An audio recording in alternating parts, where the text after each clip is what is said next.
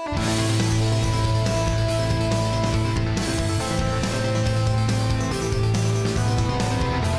আলাইকুম, আমি সিরাজুমনির ফাহিম এবং আপনাদের স্বাগত জানাচ্ছি আমাদের চ্যানেল স্পোর্টস এজেন্টে।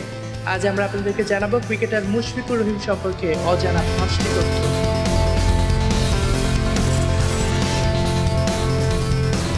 আমরা হয়তো সবাই মুশফিককে বাংলাদেশের বর্তমান টেস্ট ক্যাপ্টেন এবং প্রথম ডাবল সেঞ্চুরি করা খেলোয়াড় হিসেবে জানি, কিন্তু আমরা অনেকেই জানি না মুশফিক একজন অসাধারণ শিক্ষার্থী।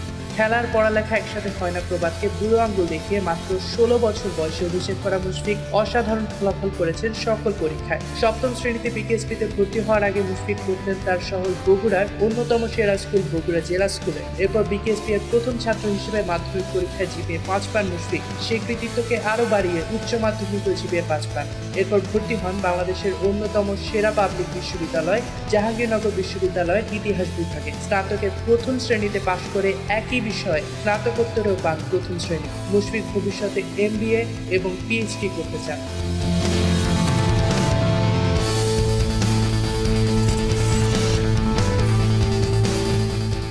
দেশের জন্য ক্রিকেট খেলায় প্রতিটি ক্রিকেটারের স্বপ্ন, সেটা যদি টেস্ট হয় তবে তো তা আরও গৌরবে। তার চেয়েও বেশি গৌরবে ক্রিকেটের হোম নামে পরিচিত ঐতিহাসিক ক্রিকেট স্টেডিয়াম লর্ডসে খেলা। এই সব কিছুই মুশফিক অর্জন করেছিল মাত্র 16 বছর বয়সে নিজের অভিষেকে।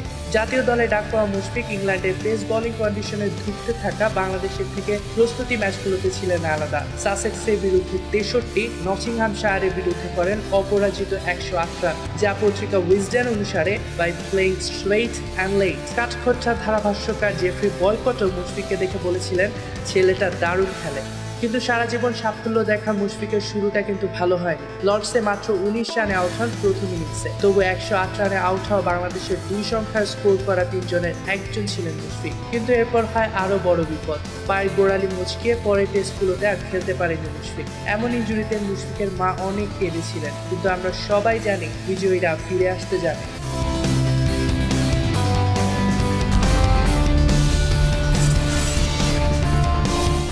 মুশফিক শ্রীলঙ্কায় অনুষ্ঠিত 2006 অনূর্ধ্ব-19 বিশ্বকাপের অধিনায়ক ছিলেন।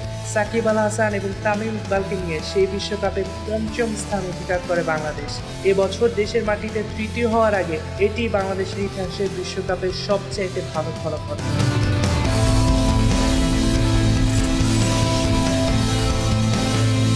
মুশফিক 2010 সালে ভারতের বিপক্ষে টেস্টে জীবনের প্রথম সেঞ্চুরি করেন, আর প্রথম সেঞ্চুরিতেই আবারও রেকর্ড। বাংলাদেশের ক্রিকেট ইতিহাসের সবচেয়ে দ্রুততম সেঞ্চুরি করেন মুশফিক মাত্র 112 বল খরচ করে।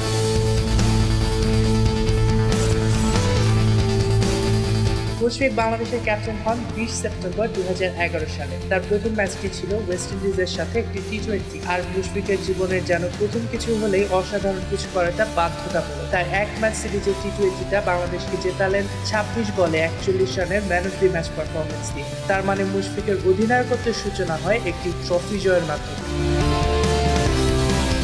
মুশফিকের কতজন ফ্যান এই তথ্যগুলো জানতেন তা আমাদেরকে কমেন্ট করে জানাবেন। আজকের ভিডিওটা শেষ করছি মুশফিকের বিকেএসপিতে থাকাকালীন কোচ সালাউদ্দিনের একটি উক্তি দিয়ে।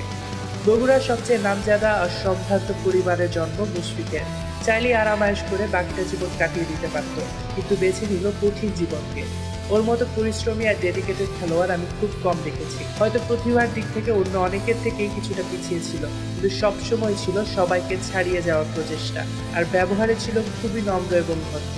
এখানকার কারো কাছে মুশফিক সম্পর্কে খারাপ কিছু শুনবেন না কোনোদিন।